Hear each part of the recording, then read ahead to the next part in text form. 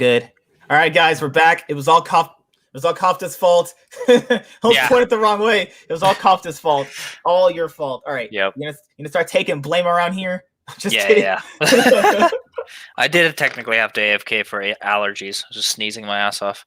But no, you're good. Yeah. So, with the whole import rule restriction lift, I am pro for it because I look at it this way: the most popular players we've ever had, to a certain extent, are imports. Though Bjergsen came over from Europe, super popular when he came here because he solo killed every single mid laner once. He had built a brand up.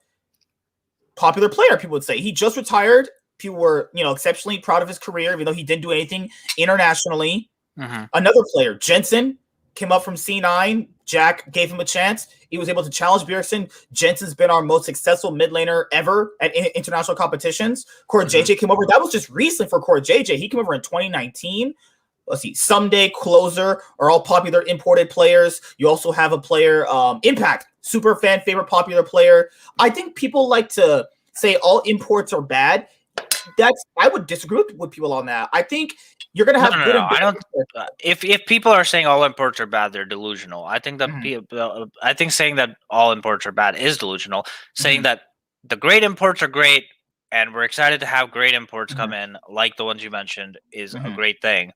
I think that even semi-busts, like even ones that out to be, I would say even ones that don't even do get to finals would be pretty solid. Like Ole, Fabulvin, Ole. Yeah, I think that these are fine imports. I think that when people import players that are not good in their league, like Finn, like I keep using Finn, but I'm trying to think of another good example. Broxo.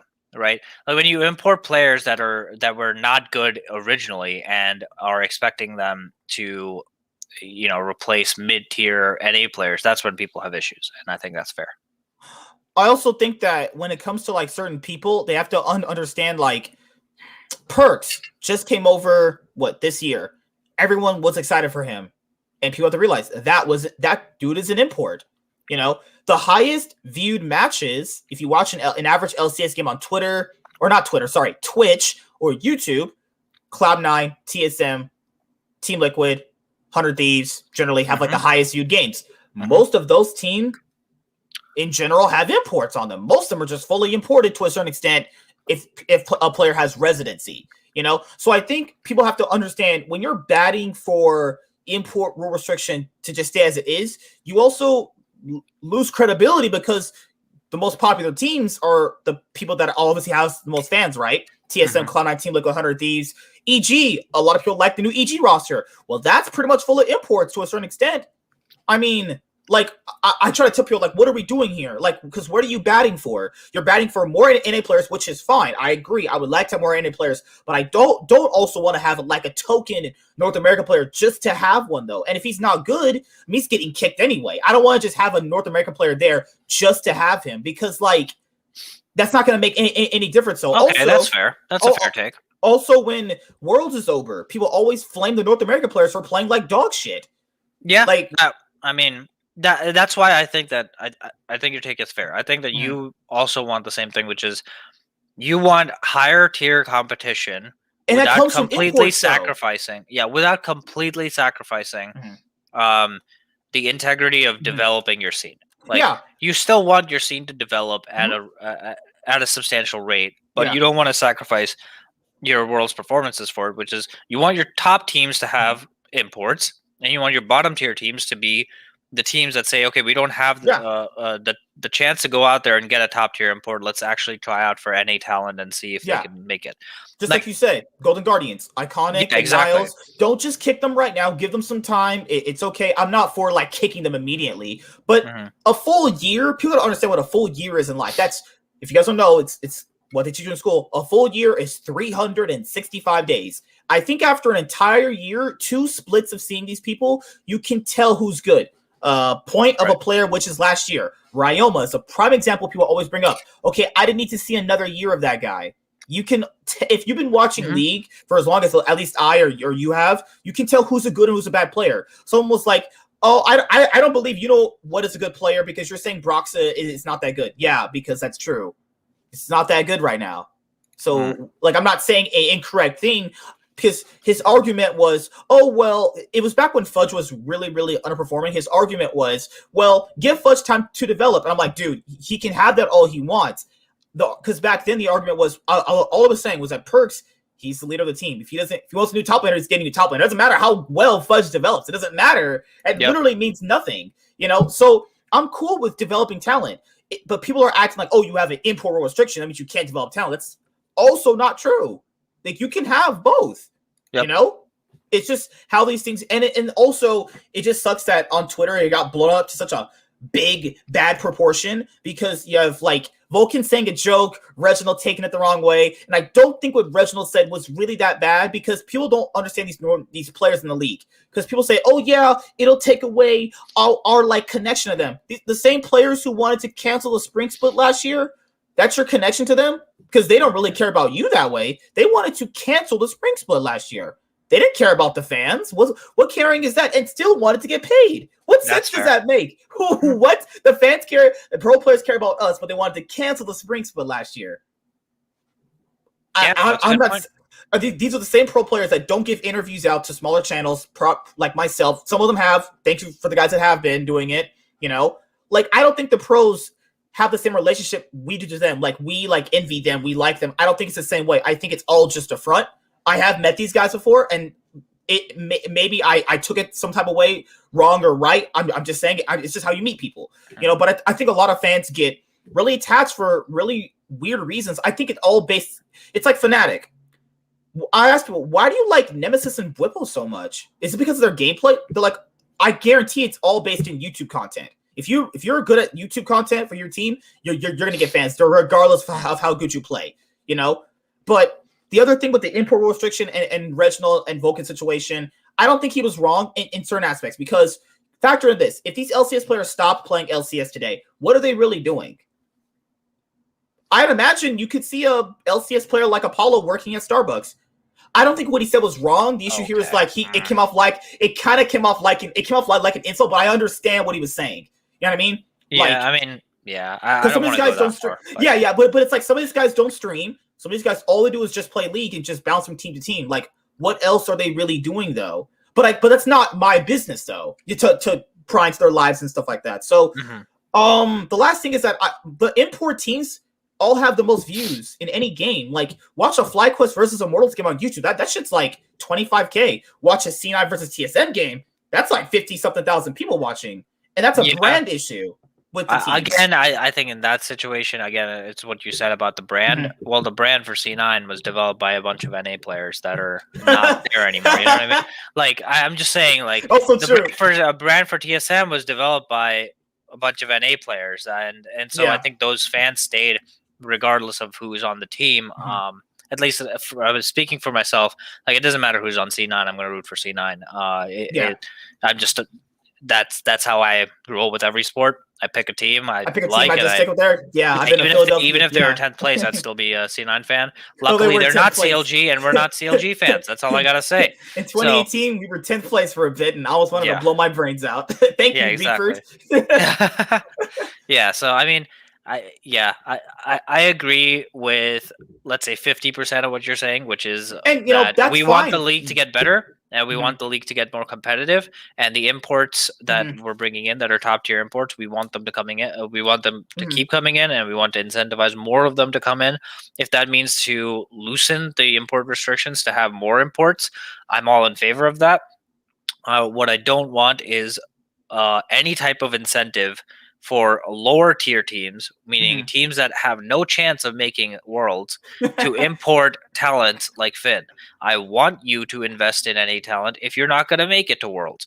The only time you invest in top tier talent is when your realistic goal and ambition is to make it to Worlds. And you know what team you are. You know where you fall. If you're 100 Thieves and you buy the Golden Guardians roster, then yes, you can go for top tier imports. If you're a TL, you can go for a top tier import. Even if you're EG, you can go for top tier imports. If you're Immortals or Golden Guardians or CLG, don't fuck with us as fans. You're not going for the top tier imports right now. You're going for a budget team to figure out who your core 2 or 3 players are before you can go and search for the last 4 or 5 the fourth or fifth guy to round out your team.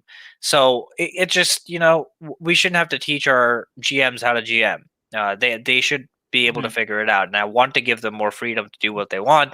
But some GMs have shown over history that they don't know what the fuck they're talking about. And so giving them more power, I don't know if it's smart for the league. Because if you give CLG the opportunity to go get 5 imports, I don't want to see what roster they're going to come up with. Bro. Because whatever it is, I'd rather have Smoothie on the team. I'd rather have some kind of NA player like Wild Turtle. At least I have some kind of reason to watch CLG and root for them.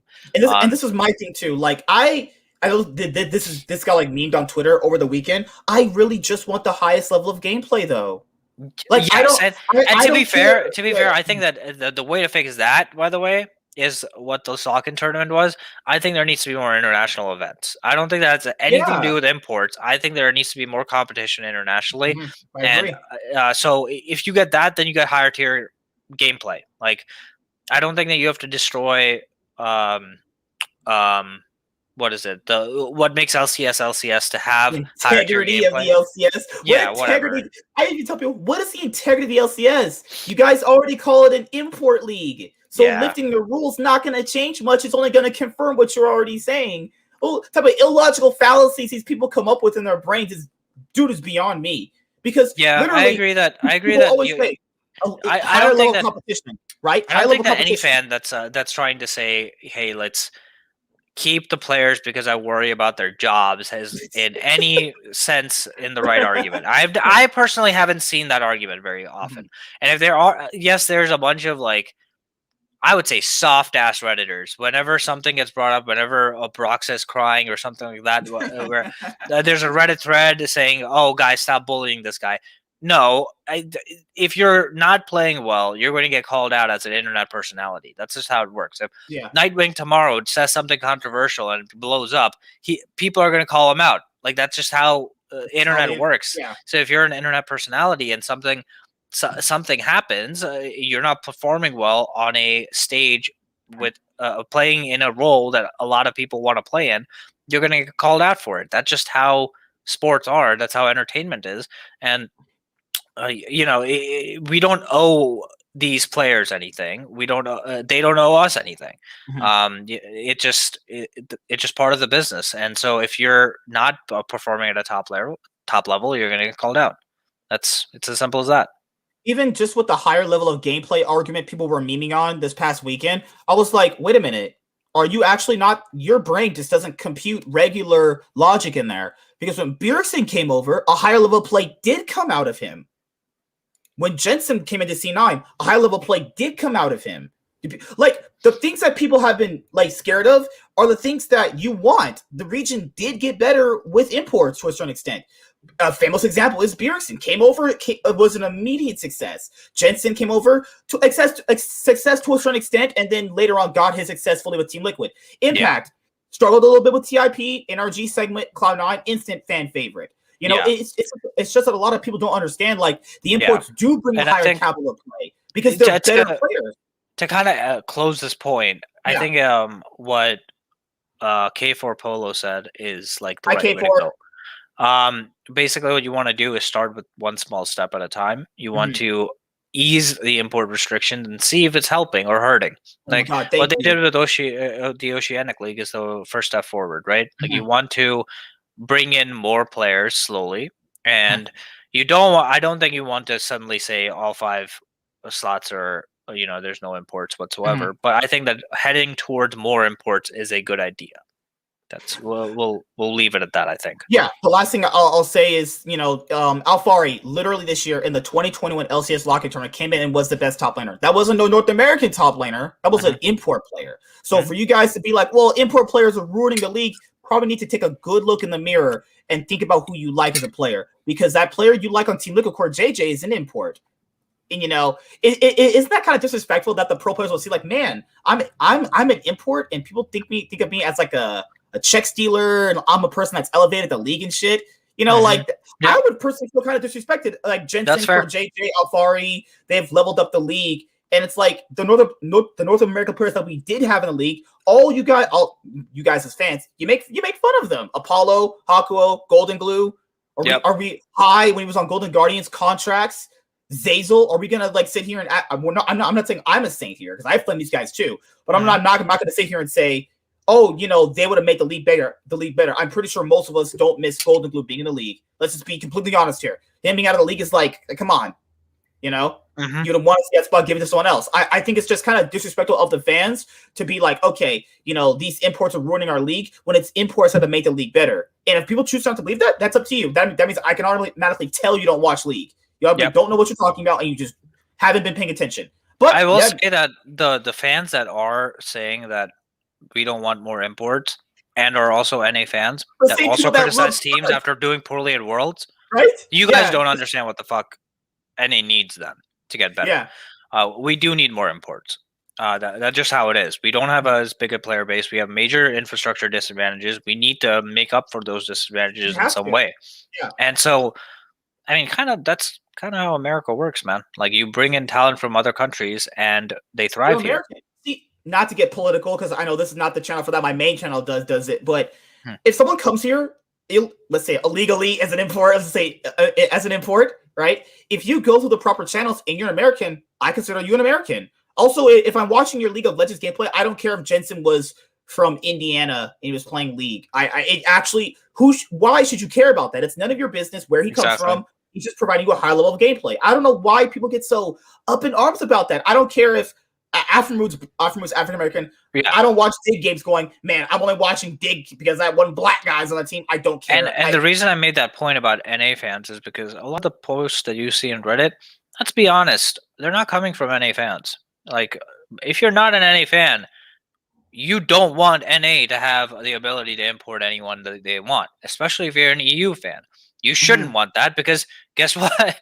We're taking your players. We're bringing them here. Like, so I completely get that. If you're an EU fan and you see this argument, you're going to want to say, hey, no, let's not do that because I know that NA has a bunch of people that have a lot of money, and I don't want to lose Reckless and Caps as well.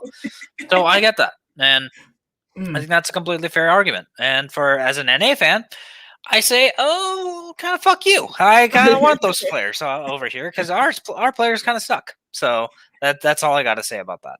Yeah, it's just like people should kind of calm down on this like weird patriotic bias that they have. Guys, first of all, you're watching a video game. First of all, their ethnicity about where they came from shouldn't matter to you at all. And I agree with Jack when he called people racist. He wasn't wrong. Imagine going outside and being like, hey, those black guys outside are doing some crime. That's racist. People I don't even want to pull that card because I don't like it in general. I think it's a cop out for the whole racism thing. But that is racist to say. I don't want those Koreans in my league. That's racist. If you actually think it's not, I don't want to talk to you because your brain not working. That's just wrong and that's mean. Like, I wouldn't want to play here if fans are talking about you like that. Like, come on. What are we like? I think you gotta really, really take a look yourself in the mirror and go, okay, how did I get to this point where I'm so hateful in my life that if a person's ethnicity decides if I like them in League of Legends, that's I don't know where those even combine. It's just so wrong. It's like India. I will say though that I don't think it's racist to say 5 Asians playing in this league would make the league a little less fun to watch as an English speaker. I think it's more so like language barriers. Like it's hard for me to connect with certain players. Like as much as I love Faker, he will never be my favorite player compared to Perks or Jensen. Like just because they speak English, right? Like it's as simple as that. I'm not saying that Jensen and Perks are better than Faker or. He's saying that. I personally, I don't think that's a racist comment. I think that's just like these guys are, a lot more relatable, and I think that losing all of that in LCS would suck. So I don't know. I'm in the middle here. Yeah. So Kofte's like, let's get on to the next thing. The very last point it ends it. Everyone was so excited for Perks to come over, right? Cloud9. Guess what that guy's considered. An import. I'm just saying, and that's how you drop that bomb on them. Everyone's like, man, Perks is gonna smash the league. Being in mid lane, he's gonna tear up everyone. Jensen, Parview, who are they? That Perks guy you guys like so much, that guy's an import. So before you go saying imports are gonna ruin the league, take a look at who you're rooting for. They're imports. But I know that we say that, but like you have to subjugate it. Like I don't think that a majority of the fans are saying no to imports like perks. We're saying no to the bottom tier imports. That's what we're saying no to. We believe that if you reduce the import rule and make it less exclusive, if you get rid of any NA players' incentive to get better, we're just going to end up importing mediocre players who don't have personalities, who can't play at a high level. So that's why I want really Crown Shot. Crown Shot on CLG? Hell yeah, let's go. See, Crown Shot is like at the very like bare minimum of like, this is the level of import you want above. I'm fine with that. I'm actually fine with that. Where I would struggle is if we started importing players like Vander. Yeah, I actually like Vander. Actually, he's pretty good. Yeah, it's hard to like pinpoint and say this is the fucking bar. Like comp on Vitality. Yeah, exactly. Or anyone on Schalke that is not Abadage or Broken Blade. Gilius? Like, Gilius. Yeah, like if we start importing Giliuses of the world, then it's like, okay, dude, like now we're just trying to replace every NA player possible. Mm-hmm. We're not really trying to upgrade teams. Like, if the skill discrepancy is marginal, I would prefer you stay with just the having NA an A player. No, I agree with that too. Like, there's no point in recycling a top lane talent per se that's worse than Impact. Right. And that's why I say, like, there are certain players, you can name 10 in any league for sure, that are like, okay, any team imports this, it's going to bring a higher level of fandom to that region. Those are the players you want to be like, we want you to have mobility, and if you choose to take on this idea of mobility and non-import restriction, you get paid a literal metric shit ton of money. Like, that's how you're a mercenary. You become a mercenary of League. I want that. That's what I want. I want there to be like, next year, we're not talking about just the free agents. We're talking about the 40 mercenaries of the League of Legends, starting with Faker, Rookie, fucking, you know what I mean? Like, these are players that are non-imports. You put them on the team, you can plug them in. They don't count as imports. Like, that's fucking a hype, dude. That's how League grows. Imagine if Rookie left IG and then came over and played like on like TSM. That'd be the most insane hype thing I've ever. First of all, it would never happen. Rookie would never do that because he's going to get paid the most money in China, right? What would happen is, for those types of players, I'm pretty sure China would take up like every Asian player that they could possibly take, and probably sign a bunch of contracts for EU players as well. What would happen is a bunch of NA teams would blow their bank on one or two of those players, and they would only that would only happen for the top 2 or 3 teams in NA. The bottom teams are not going to say, hey, let's put $10 million on a fucking Alfari, where we just can't afford it. We need to invest in local talent, bring them up, have like 2 or 3 players where we're like, okay, these 3 guys are really good. The other 2 are inting. Now let's look for a 4th and 5th option as an import that we can bring in to round out our team. That's what I want to happen. I want every team to first figure out a base, a solid 2 to 3 players that are NA players that can consistently perform at a high rate, because that's how you get development. As long as you have some NA representation, you're going to have incentives for solo queue players to keep grinding. You're going to have incentives for academy team players to, keep trying to get better, and you're going to grow the scene slowly. Also, Riot fix a solo queue. Like, players are turning into streamers. There has to be some sort of like, it's too lopsided to the other place, And I think we've taken good steps for it right now with the in-house thing. The academy system, I wouldn't say it's fixed. They haven't been playing in weeks. What is the new academy structure? They're playing only 3 weeks now. Yeah, I don't know. I don't watch academy anymore, unfortunately. Oh, good. You would have a stroke watching that. But I watched it last year, but now it's just way too fucking hard. I watched the C9 games. I watched the C9 games, and I watched the games with Triple in it. And I watched the playoffs. Yeah, I think I'll watch the playoffs. I just got really busy this year, so I can't. I watched the games with the OC players that gave me interviews, and I talked to them. We're going to talk very, very soon. I watched those guys, Harry and Triple. They're mid laners for FlyQuest and Team Liquid Academy, and I watched C9 Academy. And when people said, "Oh yeah, a Darshon's coming in," you don't just stop talking to me about League. This guy is. You see that? You see that Vayne game top? tell me he needs to replace Fudge after watching that game. You won't convince me. No. It's hard, dude. We can talk about C9 at some point, but this is interesting. Are we transitioning to C9? Oh yeah, guys, Compton's been wanting to transition for like 50 minutes now. Yeah. All right, okay. I'm over this fucking topic. Let's go. Import rules sucks. All right, let's go. The LCS 2021 Spring Split Week 3 just ended. Cloud9 are at the top of the standings, as it should be. Even they post on Twitter, they post the one white guy, and they're crying, but they have the smiley face on the other guy. Dude, I love Cloud9. They're so awesome. How can anyone not love them? They're just so funny, and they don't. Even when they lose, you feel so bad, but they make you laugh about it, and that's why I love. So Cloud9 are at the top of the standings at 7-2. 100 Thieves 6-3. But we do have a tie for second place with 100 Thieves, Dig, TSM all tied at 6-3. Fifth place tied with EG and Team Liquid 5-4. Seventh place is Immortals 4-5. Eighth place FlyQuest 3-6. Golden Guardians 2-7. NCLG is 1-8. The bottom three are probably where we expect it. As we said before, the season started interchangeable. IMT, Golden Guardians, CLG, relatively. Dig actually has been surprising, but we'll talk about Dig in a little bit. Props to Dardoch. Major props. What team is currently to you the weakest? Because CLG, are they right? They're the best worst team because they consistently get leads and they consistently throw them. So I don't know if that's a good or bad thing. I guess I would have to give them like a nod over the other two, even though I hate to do it because I fucking hate this team. But like I have to give the nod because at least they're getting the advantages. The fact that they don't know how to convert with the veterans that they have is pathetic.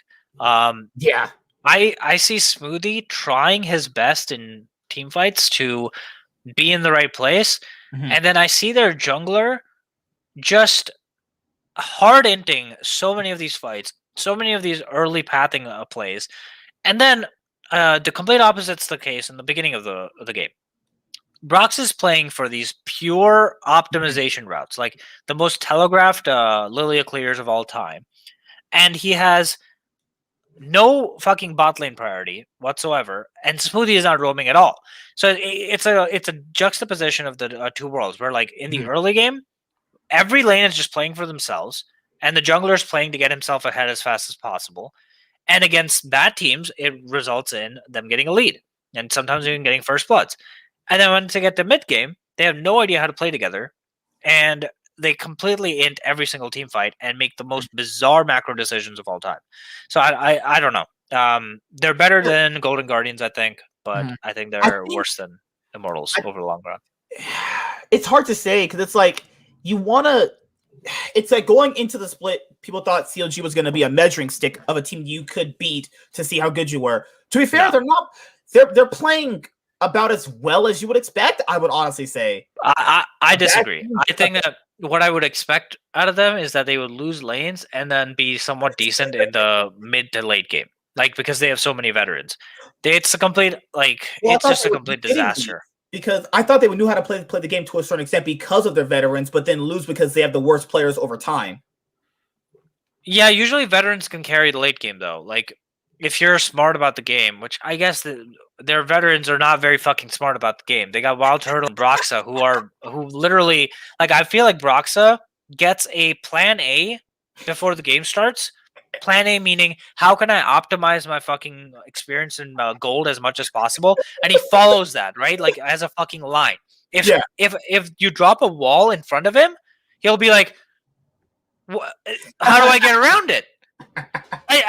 But my path is over there, dude. I have to go there.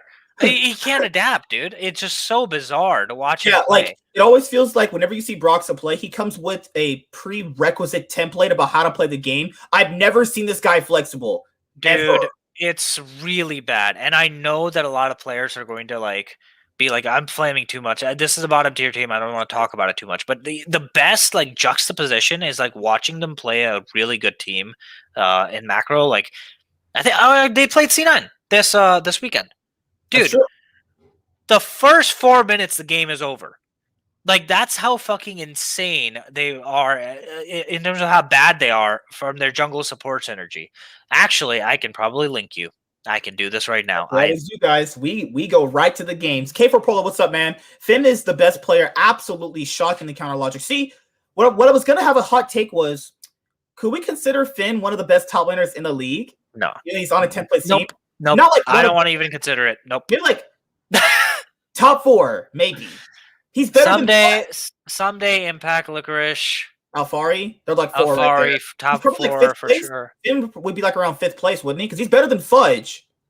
I saw he was. Yeah, I mean, I guess you have to say he's better than Fudge because he had played him this week. He played, but even the previous weeks as well. He's not been like as bad as people expected, though. He's been. I don't remember who the other top laners are. Fake God, does he count? Honestly, dude, Fake God was playing well. He was playing well this week. Revenge, Niles. They're like all the same. Like, he's better than Fake God. He's better than Niles. I think he's better than the worst top laners, and he slots in. He's in the same like realm as Huni. Depends on what Huni's playing. He's like equal to Tank Huni. I don't think he's bad, and I also think it's good for him. A lot of people thought he would come into CLG and suck. Man, he's been the least of their worries, which is really surprising. He's actually played well in his games. He's been winning his lane. The issue here is that I don't think he's been playing well. I will say. I think that he's been winning his lane. I think I'll leave it at that. Better than expected. He's not playing well at all in team fights. I think he's playing really, really poorly in team fights, personally. Yeah, because in team fights, when he was on Aatrox, he's always diving way too deep, getting killed, when he should be, like, obviously shielding for his 80 carry. Like, in the game against Cloud9, if he just protects while Turn just stands in front of him, they could actually almost end the game. Yeah, he, like, I think that he's away from them and gets killed by Kai'Sa. Also, something I have to note before we get too high up on him is that this entire week he was played towards by Broxa. So, like, Broxa was playing defend the whole time, and that's why he got so many leads that he got, but then he fell off in team fights. So I'm not sure. Like, if he does that same thing in lane and from a weak side, then I'd be a little more impressed. Mm-hmm. But because he was played towards and then he underperformed when his gold advantage needs to be translated into a win in team fights, I don't know. I still don't want to give him too much credit, but I agree that he's the best performing member besides Smoothie on that team. Is that saying much? Yeah, I think it's Smoothie number 1 and then Finn number 2. Suicide Rail in Cheese games. Oh, yeah. Yeah. Dude, click on that link. I can actually show you a really good. Right now, this was the CLG versus C9 game. Oh my god, we had to talk about C9 too. Oh my god, people thought I was crazy when I was calling them out for they've been playing bad in these games. They've been getting away with murder from these games. I think you have to give props to the bottom. You have to give props to this mid jungle support aspect of C9. Let me walk you through this, okay? So at this moment in time, you want to play it right now? Well, just make it full screen, and then we can just talk about the game state, okay? Okay. Let's look at the team comp. Now, this is a major juxtaposition because you have Gragas Aatrox, so you know who's winning that lane. It should be the Aatrox. Aatrox has prio. You're supposed to lose the lane as a Gragas. You're not supposed to lose it by 30 CS at 13 minutes, which is what Fudge did in this game. But you are supposed to lose the lane. Then you have Zoe Ryze. Zoe's supposed to win that lane early. Ryze outscales a Zoe. Zoe hard wins that lane early. That's how it's supposed to go, okay? Then you have a bot lane of Xayah Rel. The idea behind it is that Xayah eventually gets to outshove the Kai'Sa, but because Kai'Sa is paired with Alistar, they will have early shove prio. So what is... it's a question to the audience. What is Broxa's jungle path? What does it have to be? He has to start bot, and he has to go top, right? Because his prio is topside. He wants to play around top. His optimal jungle path will be to clear red side, go towards top, clear blue, drop a ward top side or look for a gank, and then reset. Here's what Broxa does. He does the bot side clear. If you look at the mini-map, he's finished his red side. He's finishing his blue side now, right? Mm-hmm. The only way that Rek'Sai outplays the Lilia, who clears way faster than the Rek'Sai, is he needs to look for a 3-camp clear into a gank or a 4-camp clear into a invade. The only way that Rek'Sai can compete with the Lilia early game is by invading. Look what happens. Bot lane shoves in. Kai'Sa backs. Look at Vulcan, dude. He's already roaming in. And right here, Watch him get spotted. Broxa sees the Alistar. He sees, okay, the support is invading me. Stop going to Krugs. Stop going to Krugs, dude. You know he's there. The only way you lose this is by getting pressured early. You know he's there. You know your bot lane doesn't have prio. Your bot lane backed. He lost his flash. Instead, if he just backed and went directly topside, he would have gotten free vision, gotten clear of the pink ward, and would have gotten top lane control. Broxa only knows how to play one way, which is maximize my fucking farm as much as possible. He has one path in mind. If something gets in his way, he doesn't know what the fuck to do. The game is so much harder now because he doesn't have flash. They got prio. Rek'Sai is the first to go top here and relieve top lane pressure. It's fucking ridiculous. Like that play early game, if it's against someone like Santorin and the Lilia instantly pats top after Alistar reveals, is a completely different game. This game right here is already semi-over because Lilia has zero pressure now. And Rek'Sai can literally gank all 3 lanes. It's so bad for the team. I just wanted to illustrate basically like how well Vulcan played that, knowing that, hey, I don't need to back. This is kind of what I wanted Sword Art to do, which he finally started to do this week, which is if I have pressure in lane, you don't have to use that to get an item advantage all the time. You can use that pressure to extend the play with your jungler and get an even bigger ricochet effect and create pressure on the map. What did exactly what C9 did. What did you think about when they were like right here at the game and they're attempting to end and then they lose it? Do you think they could have ended? Because that's what a lot of the CLG fans said. They said we could have ended the game if we had played it a whole lot better. Just protect Wild Turtle. But play it again. I'm trying to remember this. Right. So okay, C9 by the way threw a lot of this game. They were winning. They were winning in the mid game. They gave a pentakill.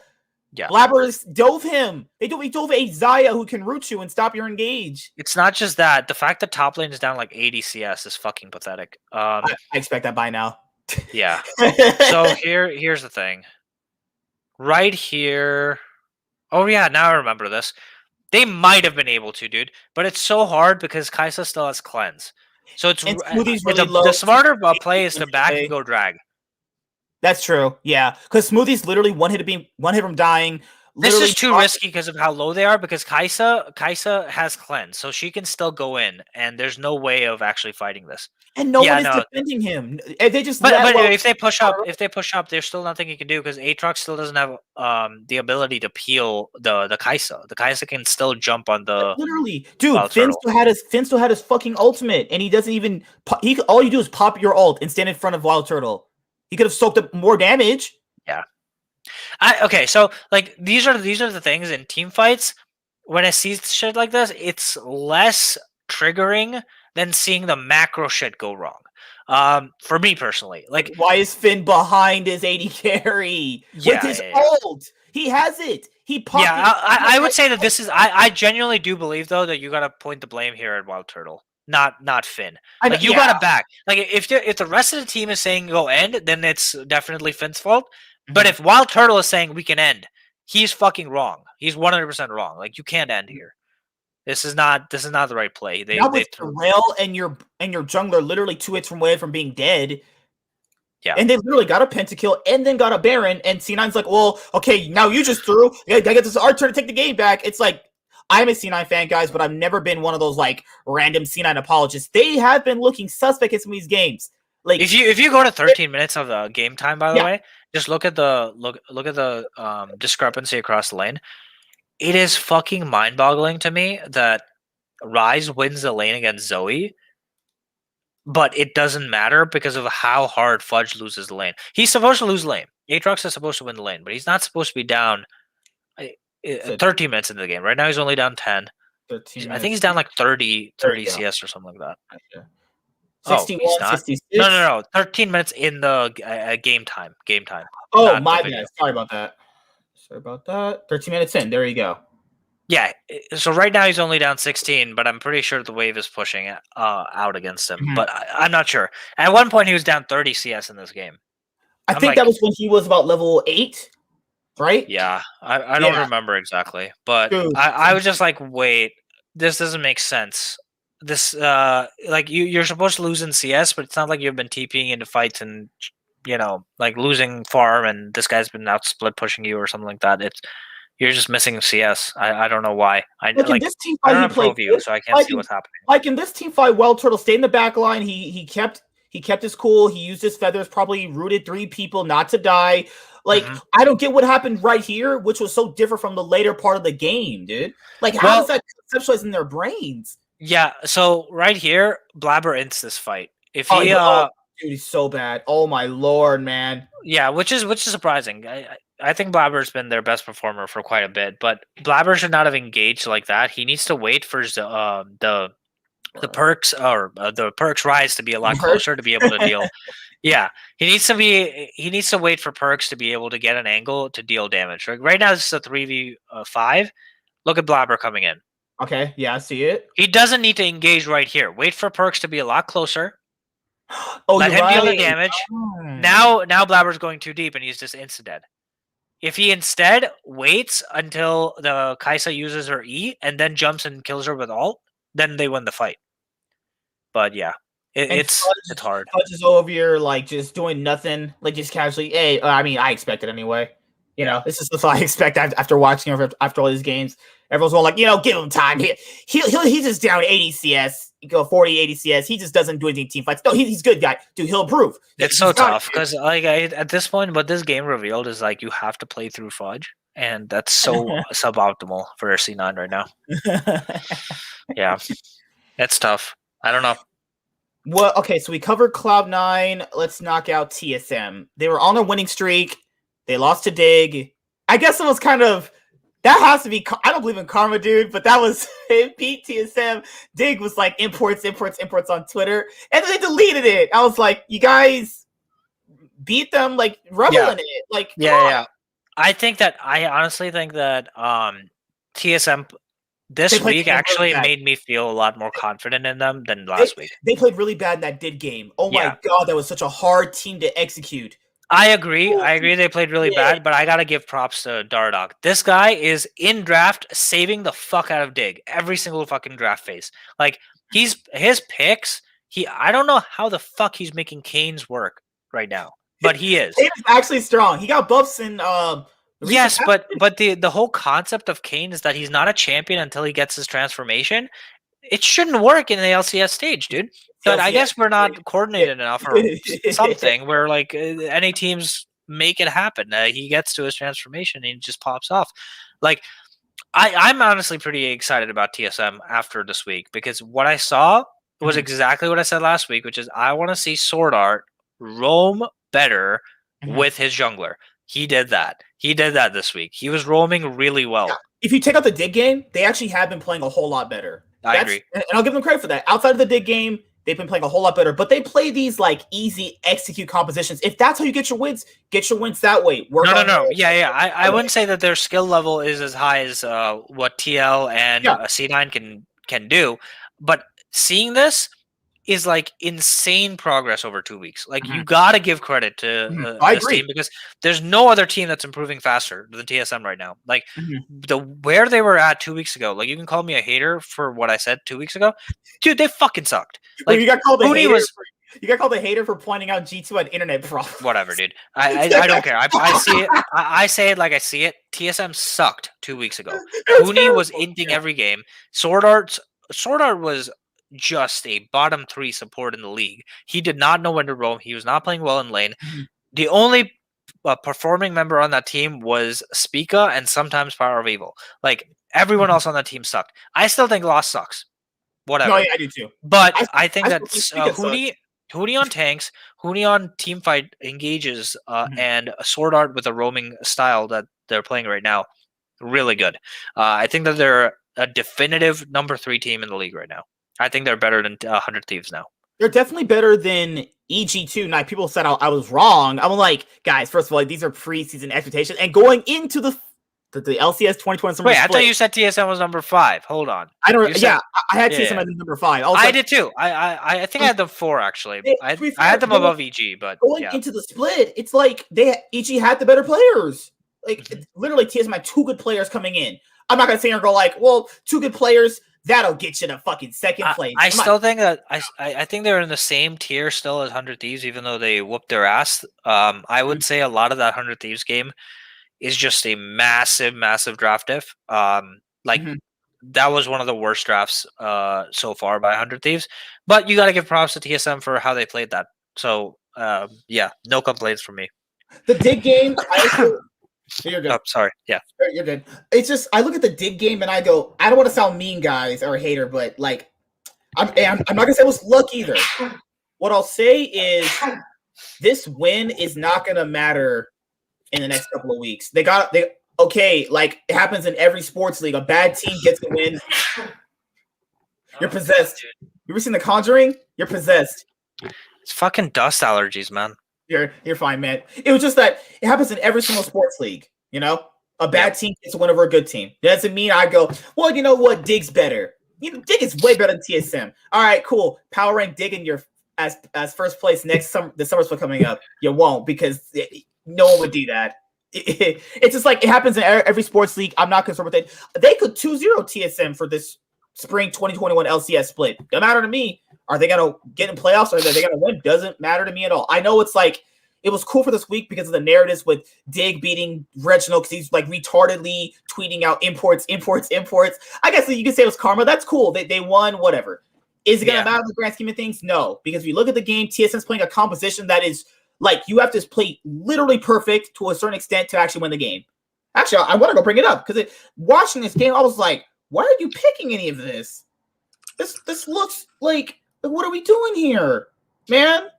Yeah, I think that their second part of the draft is where it fell apart, if I remember correctly. Let me bring it up right now for you. Okay, found it. Let me bring it up for you right here. Here we go. Is it coming up good? Okay, let me go to full screen. Yep. All right. Full screen. Come on. Yeah, it's if this is remind me if this is correct, but I think this is the Power of Evil's fucking Corki pick, right? Game. Yeah. Like Corki would literally have to stomp Azir early on. They would have to set up dives against the Azir to put him behind. Rel and Samir, pretty serviceable bot lane. But if Kalista gets ahead early on, Kalista just one-shots you. She would just really take over the whole game. And she got kills early on. Which means she's ahead. But again, this is not. Yes, the draft is bad, but it's not so bad that they can't win. Like there are very clear win conditions, which is get Olaf ahead, and Olaf can snowball this game. I just think there's so little win conditions, though. It's like you have to pretty much play. How would I say this? You have to basically not make pretty much any mistakes against a team like Diggs. I don't know. I think that their team comp is I think their team comp is better early game because of their jungler. And I think their team comp is better late game because they have two marksmen. And you have Lulu for shields and heals. Like I understand their composition. Yeah. It's more so like... the issue is that their support pick doesn't synergize at all with the rest of their team. Like if you replace their support pick, Rel, with some kind of further so they pick Rel Olaf here, right? So far this is an engage comp, right? 100% engage comp. Now if you go and look at what's banned, go to the second half of the draft here. Okay. Would Leona have worked better? No, I mean the Rel pick, because they picked it early, they had to pivot and go Lulu because they picked the Gnar. I'm pretty sure what happens here is that Huni doesn't have a champion pool. I mean, like actually, what they needed was a split pusher here, not a Lulu. Because though Lulu buffs up the team, you can't use Lulu to peel the Dignitas engage. Like Gangplank would have been fine here. But the issue is that because they pick Lulu, they have to team fight, and they don't have a stronger team fight. That's the issue, because Olaf can get the Gangplank ahead, whichever split pusher they choose top ahead, and then they're fine. But because they picked the Lulu, now you have to team fight and buff up your marksman. You're not going to be able to survive against a Skarner, Gnar, Azir, Kalista, Alistar. They all have engage. So like, how do you kite that? And you don't, right? Like that's the point. But I still got to give mad props to Dardoch for passing this game. Dardoch no one's going to fucking clap for a Skarner farming the fucking game away, but he Dude, he played that shit so well. You don't understand. As a jungle main, like as a jungle main, being able to sacrifice your blue buff and not int that shit, like good for you, dude. Like all you need to do is get to your level 6, and he was able to engage on the correct targets and in team fights. He was able to get a 0 ahead. Like he played that game so phenomenally. He's been one of the best early game performing junglers for a while. I just think that on other teams they never showed that because some of the teams he wanted to play on were all like late game focused. They were more. I don't know what it is because it's not even Afromu like enabling him. He's just making a lot of really smart choices, risky ass choices. He's not on TSM anymore, and they don't. Okay, yeah, they do fucking. He does have the post TSM buff, but it came like a split or two later than expected. But like, I'm surprised because he's kind of doing a lot of this solo, and I will say a lot of this shit is coin flip. Like his, I think it was like in this game, he randomly went in and warded Olaf's red side at one point. And I'm like, you have no vision here, and you have no mid prio. If the Olaf is there, you're dead. But he just assumed that the Olaf would be taking the max path, which is like farm towards from bot to top, and he was right. And he that ward pays off so big because that means that top lane doesn't get ganked, and he snowballed bot lane. Anyways, I'm not gonna go into a fucking farm fest.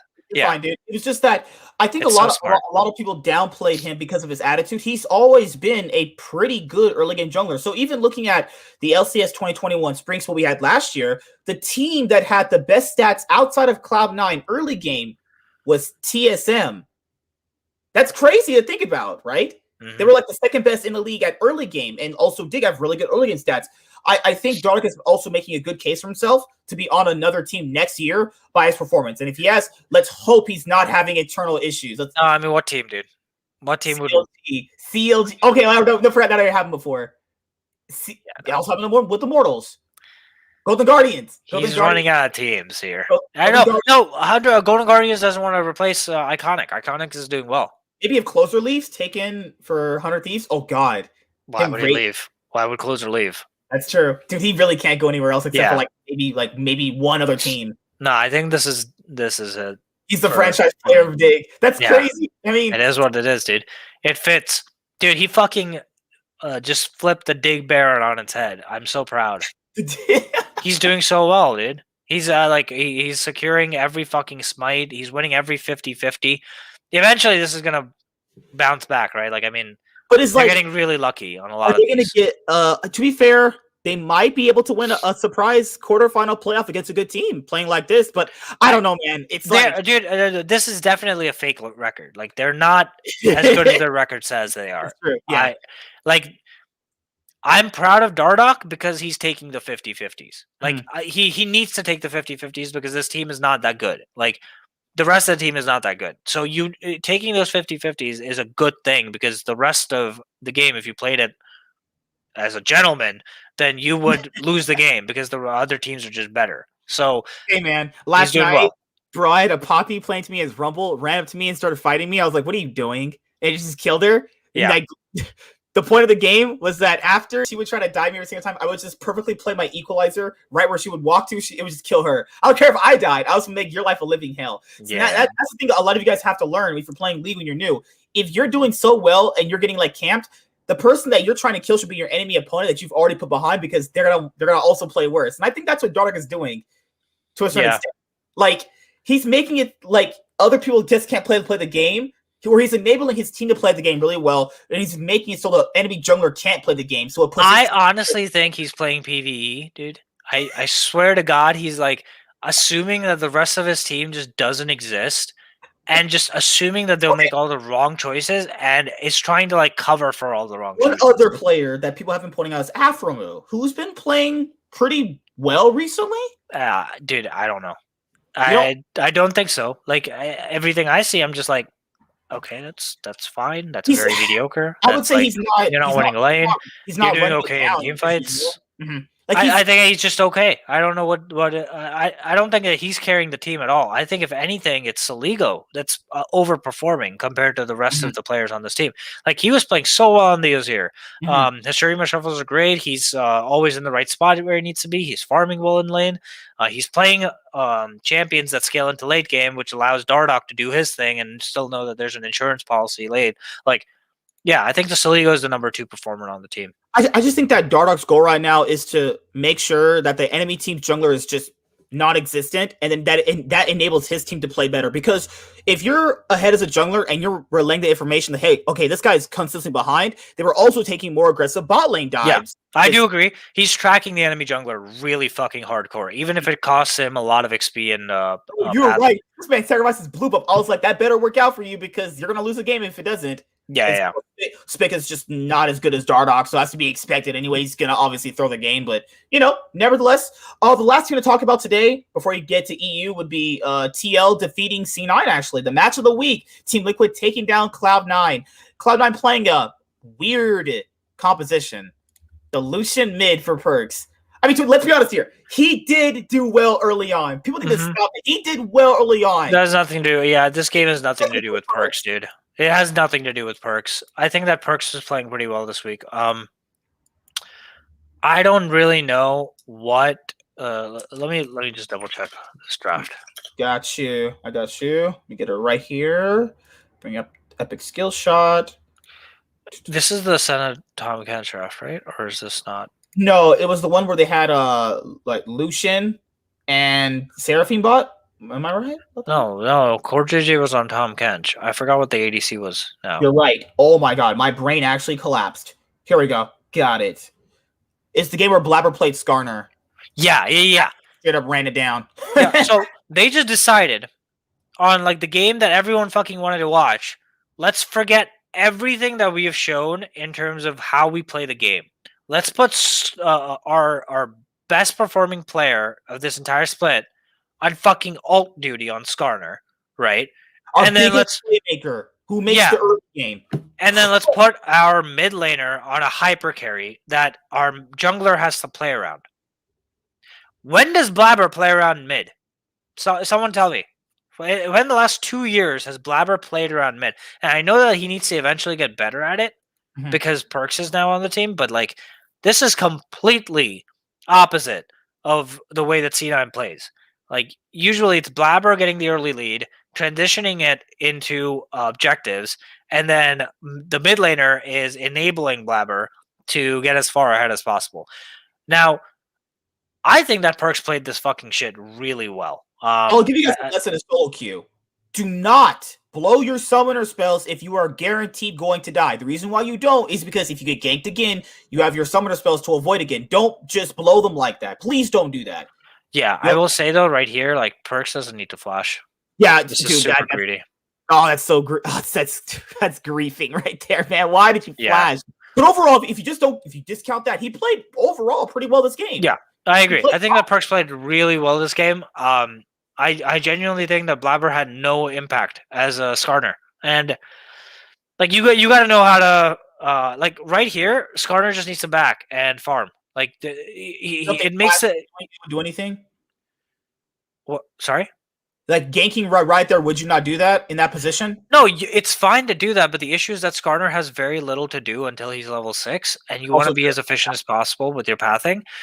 Actually, like as fucking griefing as it sounds, the way you want to play Skarner is by like hard farming until level 6, while dropping a lot of vision control down, and then using that level 6 to perma-gank mid. Of course, JJ doing well in their 2v2. Like they brought it back from now look at this. Hecarim just ganks bot for free, for absolutely free. Yeah, this is a big rip. Bro, this game was a shit show. Even TL's part, they didn't play perfect this game either. Like, Santorin getting that far ahead. I haven't seen Santorin that fed in actually just ages. He never plays this well. Like, this is not a conventional performance from him. He's never really a carry jungler, but you said last week they had to put him into carry potential if they want to do well right now for this meta. Also, in any solo queue game, if your Hecarim gets that ahead, that right there, the game's already over. Game was already over at that moment right there.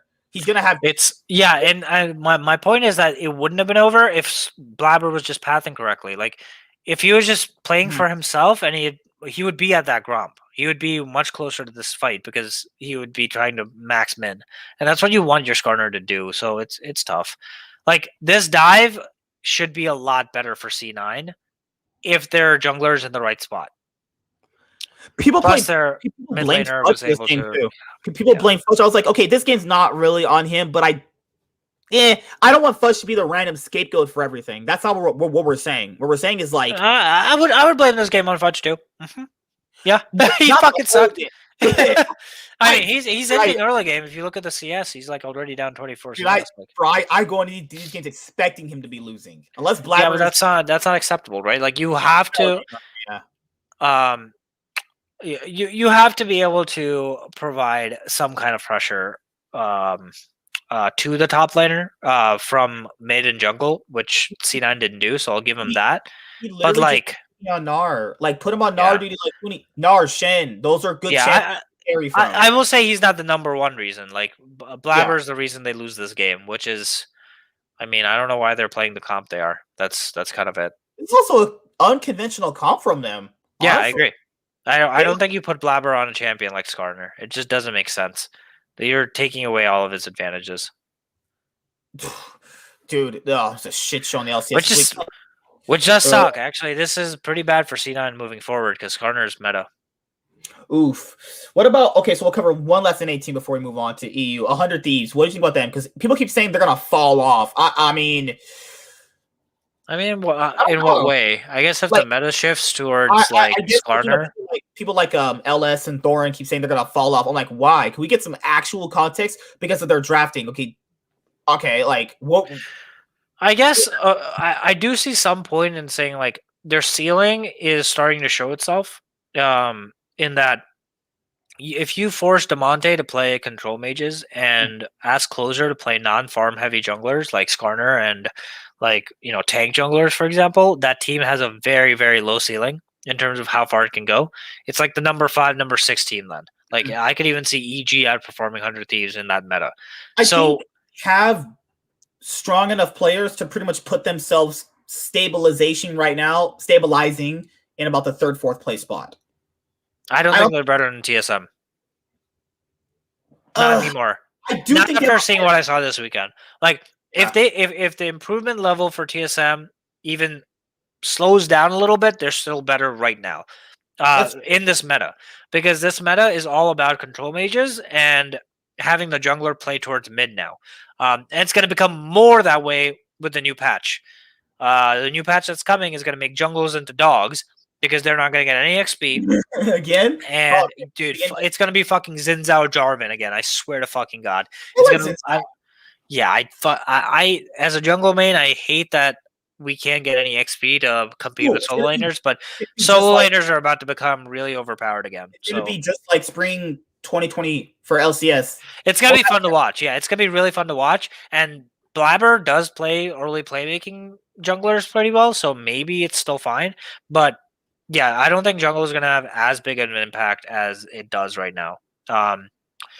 So we'll see. I don't think that they perform well when Closer is on a supportive jungle style. If Closer is not playing Nidalee, Lillian, Olaf. If he's not on super, super early aggressive junglers, his impact in the game becomes worse. Because we saw that when Cloud9 faced 100 Thieves in their reverse sweep, when he was put off of carry, quote-unquote, junglers, his performance significantly diminished. And I love Closer. I think Closer is fantastic. Yeah. But he's not as flexible as Blabber is. I genuinely think he's struggling to play with Someday. I was surprised to see this, but he is...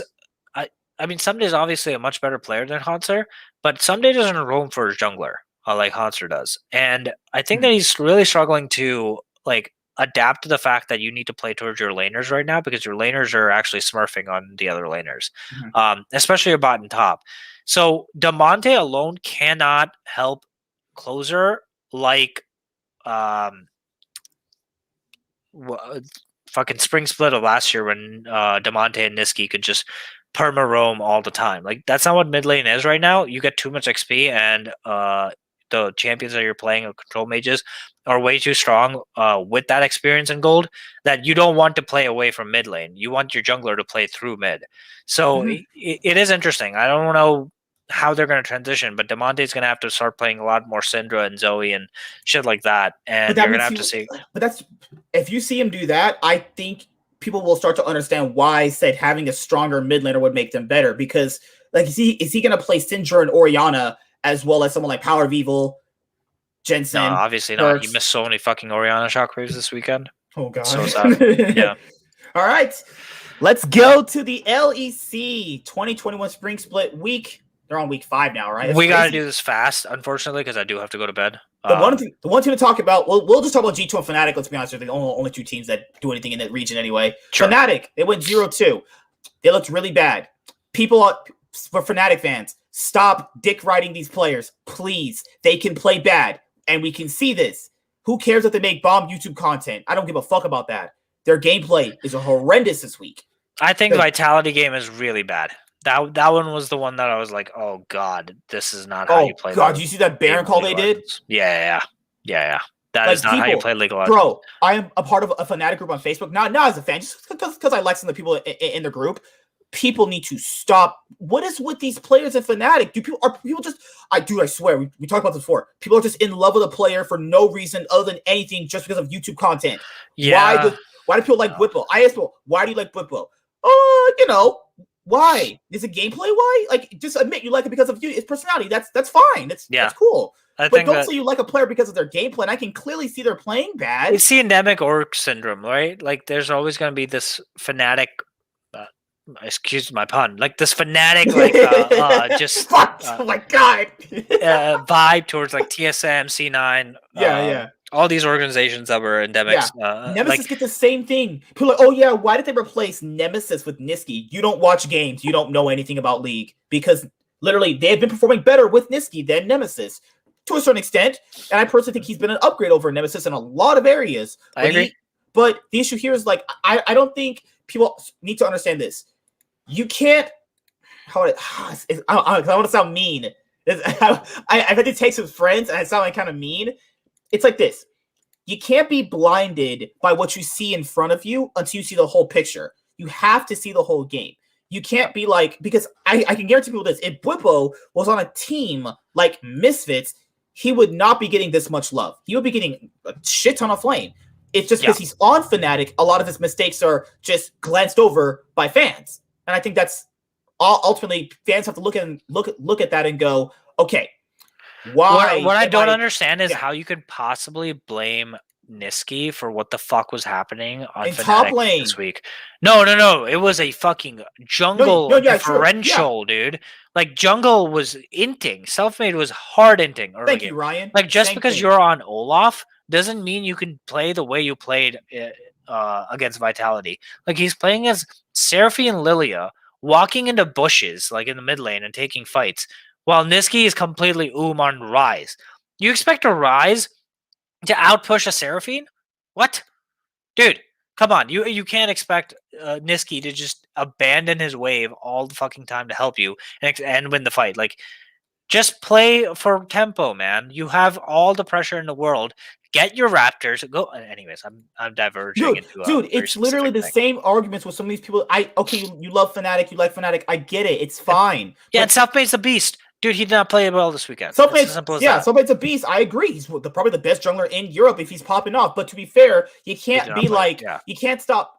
I think it's just people that are just like random Fnatic apologists where you have to tell us, I can see that he played bad. I can see Hylissang took a bad hook on Nautilus. I can see that Whipple lost his lane. But you telling me that he played good is like, wait, are you really watching this game? I saw this guy clearly just get shit stomped hard. Yeah, the entire game against Vitality tilted the fuck out of me. Because they win the draft, Fnatic does, I mean, and then they just hard int it with their play style. Like, they're playing to get ahead early game when they have a late game comp.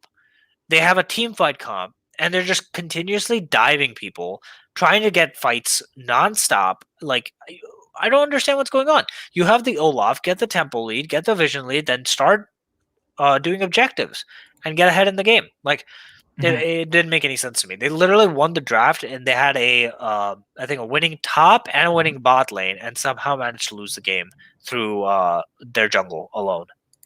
It's crazy. I just don't really understand. Like, even for Fnatic standards, you shouldn't be losing to a team like this. They were 1-8 going into this game. 1-8. That means this team is actually dog look at shit. This 4-0 Lilia, dude. Fucking 9 minutes into the game. Yeah, okay. Over getting solo killed by Jigenda. Why are you stepping up to an Aatrox like that? Yeah, this game is fucking over. And look at how fucking well Niski and Upset are playing this game. Just look at the CS differentials, man. Oh, God. Can you just stop inting on Olaf for just 2 seconds? Why do you need to fight? Why do you need to fight? Why does this? Why are you fighting here? What are you fighting for? It might even work out. Doesn't matter. You don't need to fight. You don't need to fight. Outscale them. You have a Ryze Kaisa, man. Why? Makes no sense. And if it was, oh yeah, my God, Niski was the reason. Niski puts no pressure. Are you actually out of your mind? Do you watch these games? What pressure do you want him to put when it's a port? He's smurfing on this lane, by the way. He's absolutely smurfing. What do you want Niski to do? His support and his top lane are straight up running it down half their games. What do you want him to do? Run it down with them? I guess we all just run around with our heads cut off now. Apparently, if that's what you people want. He won the lane against Seraphine, and then he's losing the lane roaming. Now, I will blame Niski if I can hear comms and see that he's the one calling for all these fucking stupid ass roams. If he's the one calling for it, then yeah, it's his fault. Whoever's making the decisions on this team is the one to blame. Also, we did talk about this. We talked about this last week. It was that Fnatic do kind of live and die by self-made. If he's not ahead, their team looks kind of off. Yeah, exactly. We talked about that, and also the fact that they just don't seem to have an identity 1 week, and then they'll just figure it out the next week, a completely different identity, and they'll come back and have a completely different identity the following week after that. It's like, pick a fucking lane and stick with it, man. Like, you need to improve on one thing.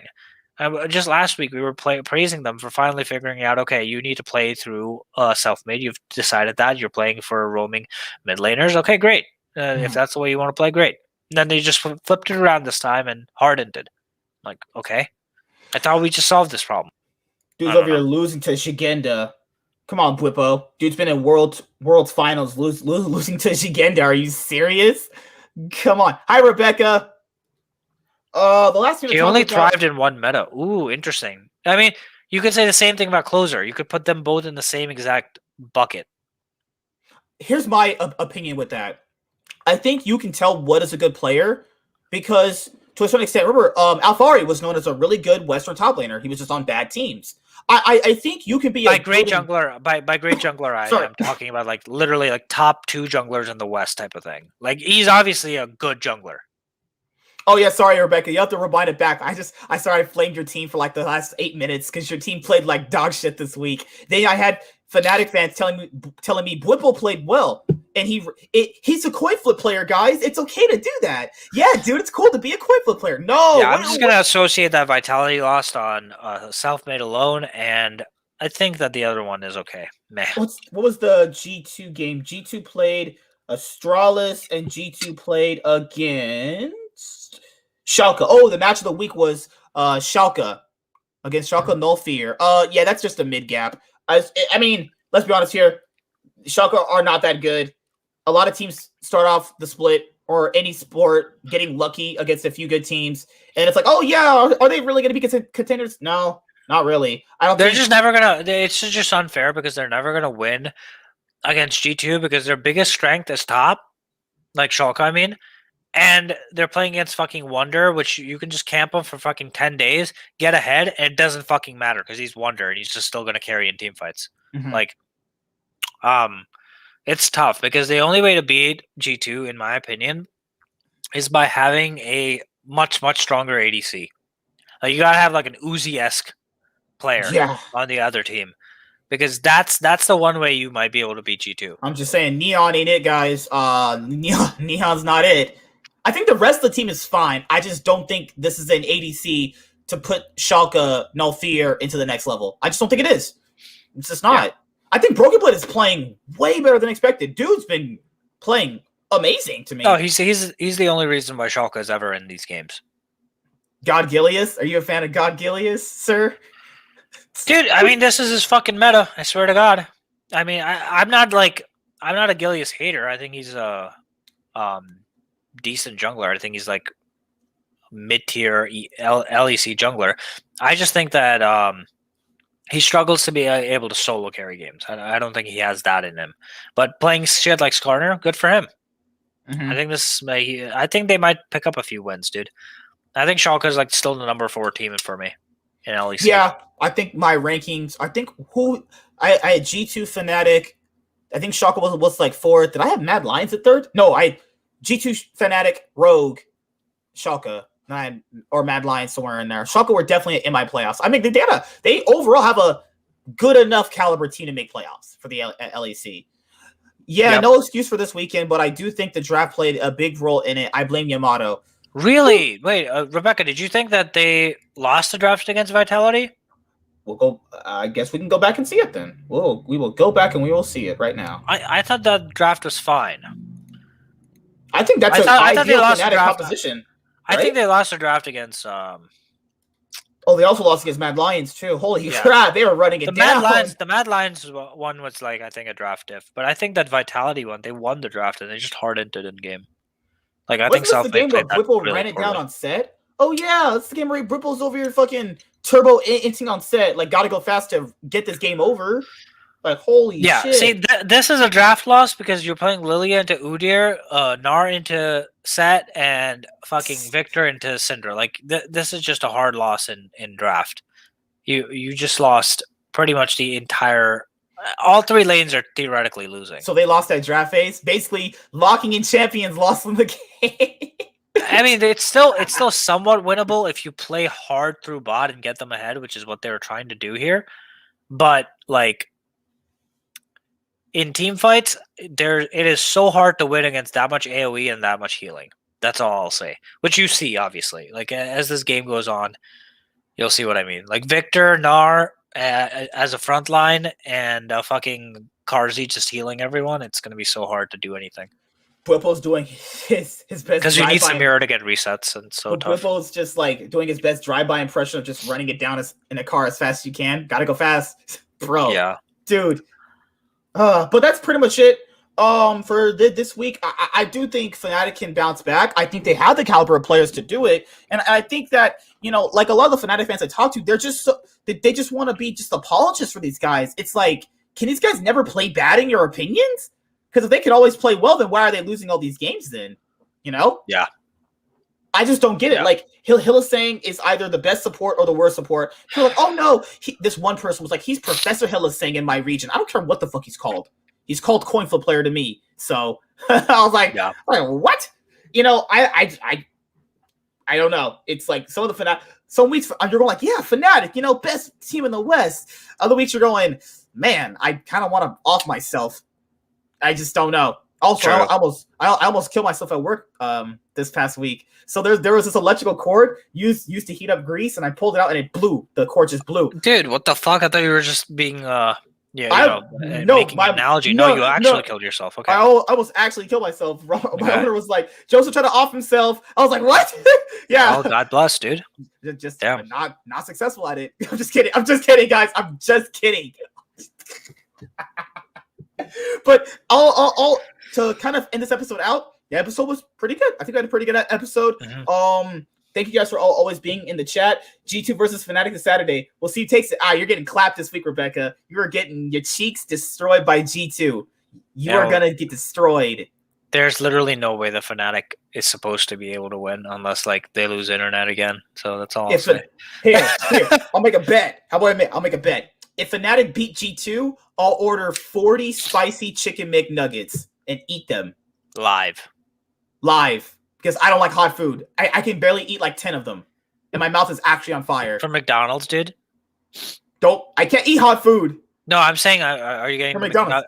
Yeah. McNuggets. Spicy McNuggets from McDonald's. If Fnatic win, I'll eat 40 of them. Bro, I'm dying. Yeah, see, that's not even food at that point. That's just like cardboard you're eating with spicy hot sauce, but okay.